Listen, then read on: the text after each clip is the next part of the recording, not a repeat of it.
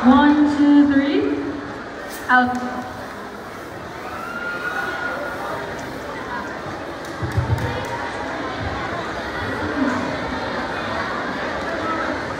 Sa isang munting komunidad sa puso ng Cebu, may isang tradisyong hindi kailanman kumupas. Kumukuting-kutita, kumumusing-musilang, kanyan ang anak ng kapamilya. Bawat tahanan kumikis na pamapagulay na parol. Mga muting ito'y nagbibigay liwanag sa maliwanag na Disyembre. Kilikita kita, kukura-kura, pinaglalaroan inyong mga mata. At sa likod ng mga liwanag na ito, naroon ang isang masayang pamilya na buong pusong nagbabahagi ng pag-asa. Kumukuti-kutita, kumukusi-kusila, ganyan ang itak ng mga pamilya. Kilikita-kita, kukura-kura, pinaglalaroan inyong mga mata. Iba-iba, palamutin, ating isabit sa puno. Buhusan ang mga kulay ng bakan ng mga regalo. Mahal, tulungan mo ako dito. Sumisinap-sinap ko ng malandas sa sabihin. Pulot-lupot, paikot ng paikot, kanahan ng parang bituin. Dalagan mo pa ng candy, limon, escocés at gunitan, habang lalong tumatami. Regalo mo'y dadagan.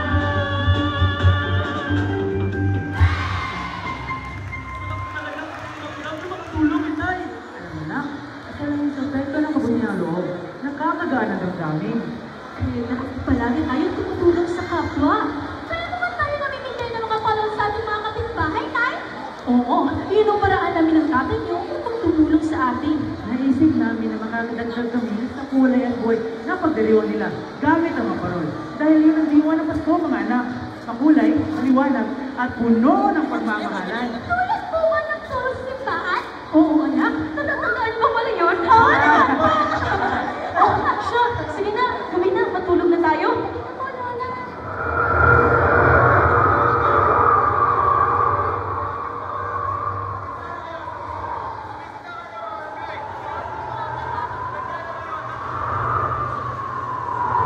Ano daw? Anong bagyo? May bagyo! May paparating na bagyo! Mahal, magandang mag-impake lang tayo! Halika, tulungan na kita. Lola, Lola, natatakot po ako. May mangyayari po masakit sa atin. Walang paniwala. Lola, ano bang gagawin natin? Wala kasi mga bagyo. Walang bakuna kapilin sa pananampalataya natin. Magtiwala ka. Lola, maaari niyo po ba kami kwentuhan? Oo, Lola. Mga nagpapaano naman. Ay, kumalma po kami.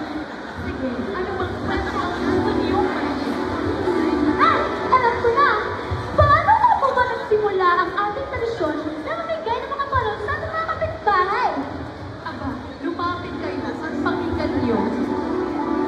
Mahigit 10 taon ang lahat-lahat. Ang tatay niyo, Carlo, ay ulila at naglulumbay. Walang liwanag sa kaniyang mga mata at tila'y ayaw nilang mabuhay. Ngunit, isang hulog ng langit ang dumating sa tatay niyo. At iyon ang anak ko, si Mira. Ang nanay niyo, si Mira ay isang dalagang babae na sobrang hilig bumili ng parol na may ilaw. Dahil para sa kanya, ito ay simbolo ng pagbabago at pag-asa sa ating bayan. Nang magkatagpo ang kanilang landas, biglang nabihag at nabigyang kulay muli si Carlo. At nila'y ninanais silang lumaban at mabuhay muli sa para kay Mira. Binago ni Mira ang buhay ni Carlo. Nabigyan ilaw ng malungkot at mabighating buhay ni Carlo. At hindi nagtagal ay mas lumaki pa ang kanilang pagsasamahan. Hanggang sa nangako na nga sila sa isa't isa.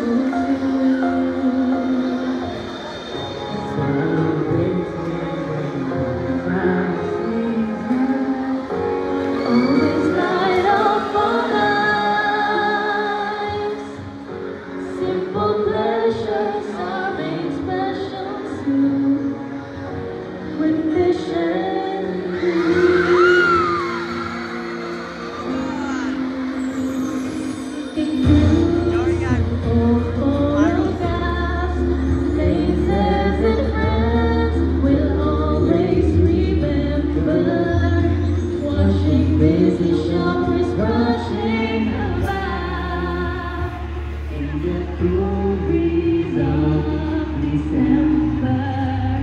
Sparkling lights all over town. Children sparrows in the air. By the Christmas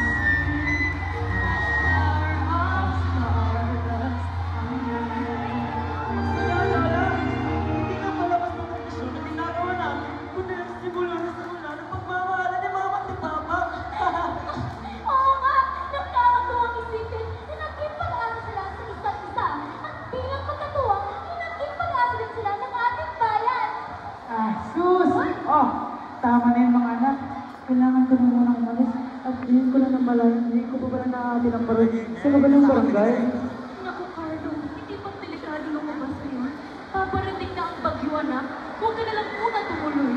Tsaka kung maintindihan nila iyan. Huwag kang magalala.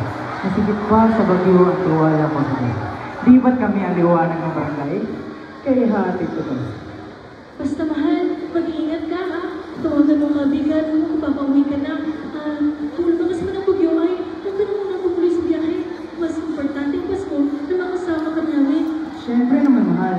Pangako ko yan sa inyo. O siya. Alis na ako na makabalik ako kaagad. Ingat po, Papa. Uy, Joseph, gusto yung pag-aanda? Ready na ba yung emergency kit? Opo, kami na. Mabuti naman, tara na, kailangan nila doon. Mabigat yung mahal. Mahal, natatakot ako. Natatakot ko. Wala mahal. Pero alam kong dito yung pakabiyanan. Lagi ko tulungan ka ba yun? Pero, bina tayo. At hindi katagalan, nung lumipas silang oras, dumako na sa barangay Karapat ang sabit bagyong Pino. Sa mabilis na pag-ubang ng oras, tumapay-gulong ang bagsik ng hangin, namiminsala ang agapit ng ulan, at mga anak! Nagayong lumayo sa akin! Ay! Tatay! Mga kabarangay, huwag kayo mawala ng mag-asa. Kumapit tayo naman. Ay, kaya tayo ay manalangin sa mga Diyos. Oo nga, Kap! Pinawagan tayo sa Panginoon! Pinawagan tayo! Pinawagan tayo, ha? Manalangin tayo sa Panginoon.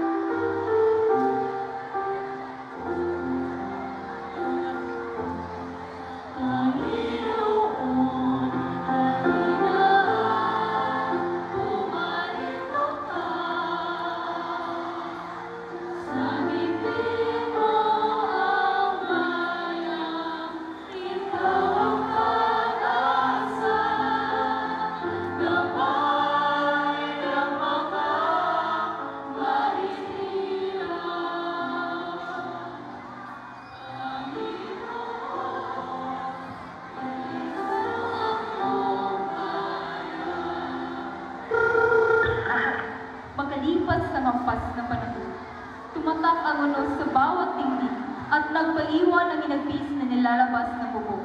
Walang naiwan kundi ang kapalawang na idulot ng bagyong Pino. Lumalakas na! Lumalakas na! Lumalakas na ang bagyo! Mga barangay! Tumilong na tayo! Tulong!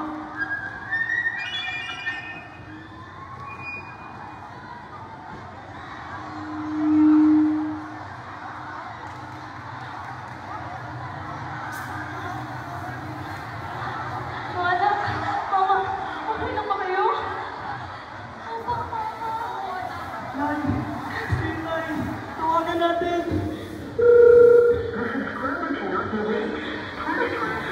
Naku! Walang sumasagot! Gusto ko! Kasama na yung tatay niyo! Oh, tingnan niyo! Baka si Carlo na iyan! Mirta, Maya, Angelo, Nanay Emma, si Carlo. Tawarin niyo kami. Hindi na nakaligtas si Carlo. Ha? Ano yung sabihin? Hindi na nakaligtas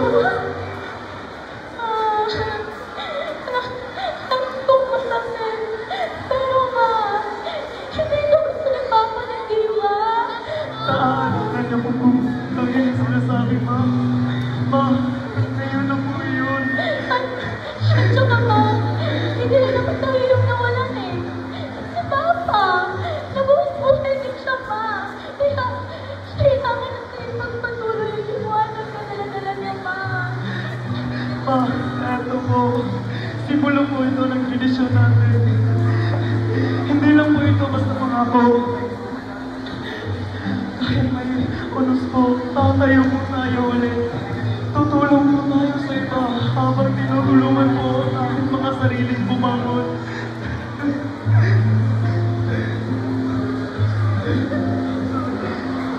Mga anak, salamat ha.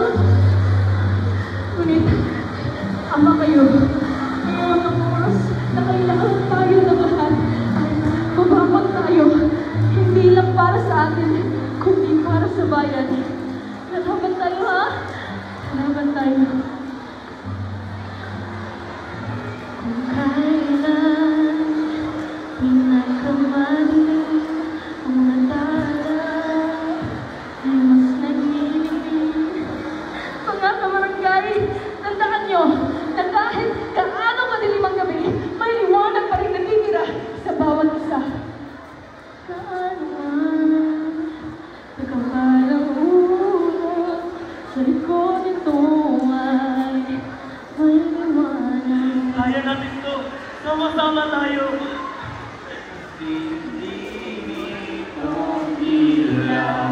Walang iba kundi ikaw. Tingnan mo sila! Dalan lang ng liwanag ni Papa Ma!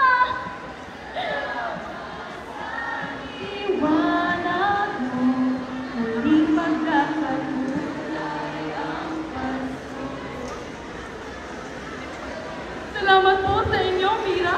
Dahil sa liwanag na dala niyo, nabigyan kaming muli ng pag-asa. Kaya na, dahil inalito, ang kaya na kailangan nyo ng tulong niya, ay narito ang kapilag para sa inyo. Oh, ano pa yun? Hinihintay nyo. Simulan na natin to. Tara!